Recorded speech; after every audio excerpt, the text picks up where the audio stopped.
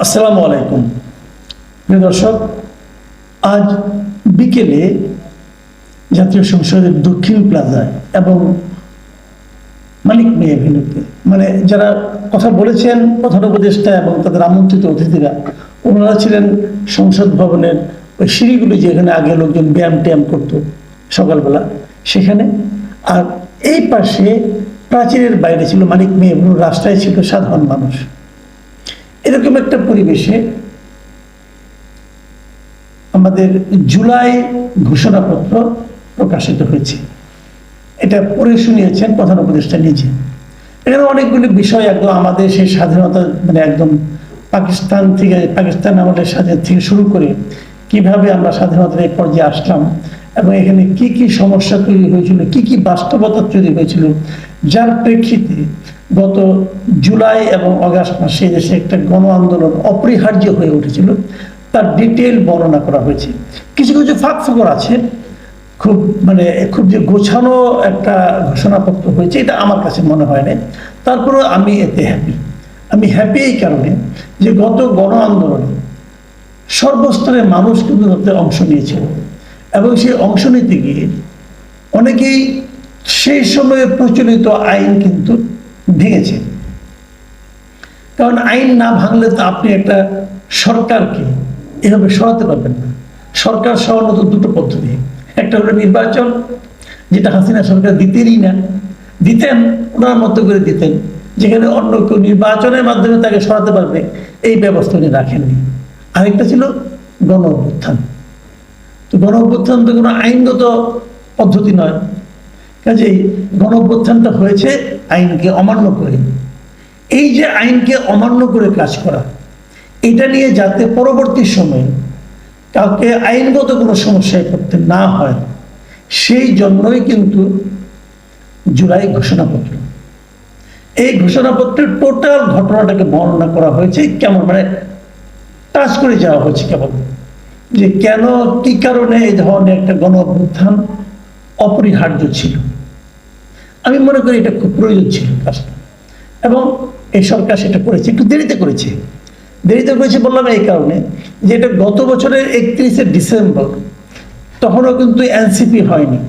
বৈষম্য বিরোধী ছাত্র আন্দোলনের নেতারা বলেছিল তারা একটা শহীদ মিনারে যে ঘোষণা করবে। তো সেই জায়গা থেকে যখন তারা ঘোষণাপত্র দিয়ে দিবে ঘোষণা, তখন তাদেরকে নিয়ে প্রধান উপদেষ্টার কার্যালয়ে ডাকা হলো, আলোচনা করা হলো এবং বলা হলো তোমরা একে একে কেন দেবা, সকল রাজনৈতিক দল মিলে দেবে। সেই সবগুলি রাজনৈতিক দল মিলে দেওয়ার জন্য তারা বললো আমাদেরকে সময় দাও, আমরা সবার সঙ্গে আলাপ করে করছি।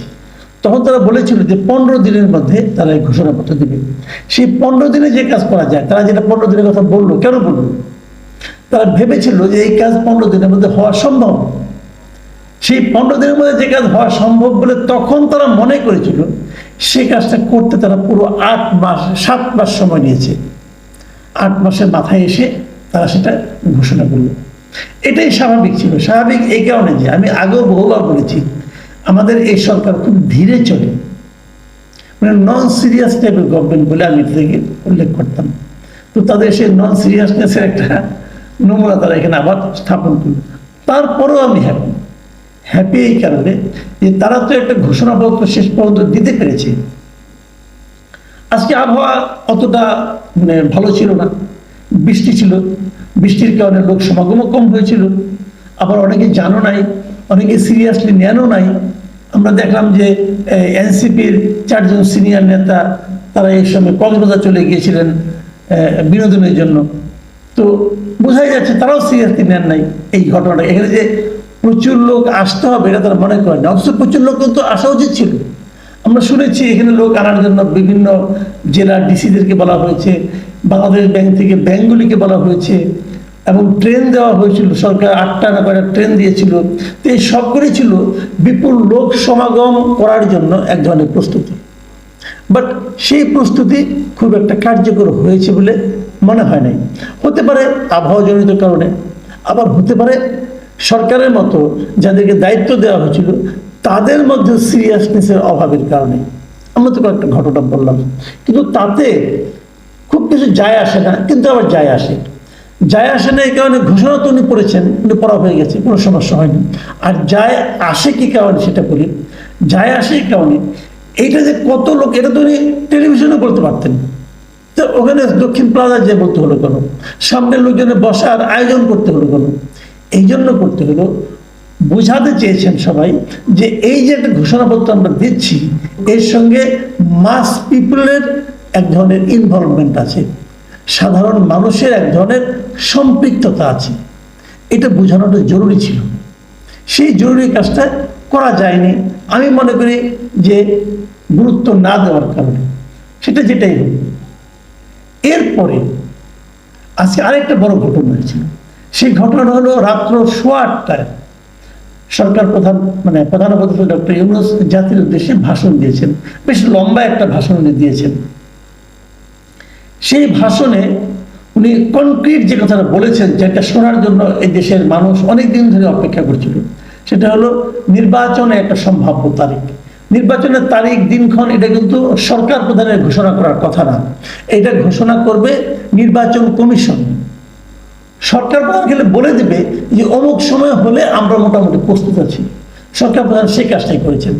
ওই যে 13ই জুন তারেক রহমানের সঙ্গে যে ওনার বৈঠকটা ছিল, এবং সেই বৈঠকের পর তখন যে যৌথ বিবৃতিটা ছিল, যৌথ ঘোষণা ছিল, সেখানে কিন্তু বলা হয়েছিল যে প্রয়োজন হলে যদি এই কাজ হয় তাহলে রমজানের আগের সপ্তাহ নির্বাচন হতে পারে, তখন বলা হয়েছিল। এবং সেটা তখন হিসেব করে অনেকে বলেছিল যে রোজা শুরু হবে সম্ভবত 18 কি 19 ফেব্রুয়ারি আগামী বছরে 2026-এ। যদি 19 ফেব্রুয়ারি হয় তাহলে তার 7 দিন আগে হলে 12 ফেব্রুয়ারি হয়। 12 ফেব্রুয়ারি হলো বৃহস্পতিবার। আমাদের দেশে সাধারণত নির্বাচন হয় বৃহস্পতিবারে, মানে ছুটির দিনের আগের দিন। সেই হিসাবে 12 ফেব্রুয়ারিকে অনেকে একটা সম্ভাব্য তারিখ মনে করেছিল। এবার যেটা হলো, এবার প্রধান উপদেষ্টা বললেন রমজানের আগে, রোজার আগে উনি নির্বাচন করতে চান। সেক্ষেত্রে 12 ফেব্রুয়ারি হতে পারে, তার চেয়েও আরো 7 দিন এগিয়ে আসতে পারে, কিন্তু সেটা ফেব্রুয়ারিতে হওয়ার সম্ভাবনা বেশি। সেক্ষেত্রে আমরা 5ই ফেব্রুয়ারি ধরতে পারি, অথবা 12 ফেব্রুয়ারি ধরতে পারি, অথবা অন্য কোনো দিন ধরতে পারি। কিন্তু একটা সম্ভাব্য ডেট পাওয়া গেলো, সম্ভাব্য সময় জানা গেলো, সেটা নির্বাচনটা হবে আগামী বছরের ফেব্রুয়ারিতে। ফেব্রুয়ারিতে হলে কি হয়, ফেব্রুয়ারি মানে আজকে থেকে ধরুন প্রায় 6 মাস, 6 মাসে একটু কম হবে আমার না, 6 মাসই হবে। যদি আজকে থেকে 6 মাস হয় তাহলে 1 বছর এবং 6 মাস, 1 বছর হয়ে গেল, তারপর আরো 6 মাস, তারপর 18 মাস। ওই যে মনে আছে আপনাদের যে সেনাপ্রধান বলেছিলেন যে নির্বাচনের জন্য উনি 18 মাস সময়টাকে যথেষ্ট মনে করেন। আমার কেন যেন মনে হচ্ছে সেই হিসাবটাও কি মাথায় রাখা হয়েছে কিনা আমি জানি না, কিন্তু উনি যেটা মনে করেছিলেন সরকার প্রধানও সেটাই দেখালেন যে 18 মাসই আসলে যথেষ্ট সময়। ভালো, এটা নিয়ে আর কোনো নতুন আর কোনো দ্বিধা দ্বন্দ্ব থাকলো না। আমরা সবাই ধরে নিলাম যে আগামী ফেব্রুয়ারিতে নির্বাচন হবে, এবং প্রধান উপদেষ্টা সমস্ত রাজনৈতিক দলকে বলেছেন যে সেভাবে যেন তারা প্রস্তুতি নেন। এখন নির্বাচনী লড়াইয়ের দৌড়টা শুরু হবে। আমি মনে করি এই সমস্ত দুটা ঘটনাই আমার জন্য খুব ইতিবাচক মনে হয়েছে। আমি দুটো ঘটনার জন্যই সরকারকে ধন্যবাদ দিতে চাই।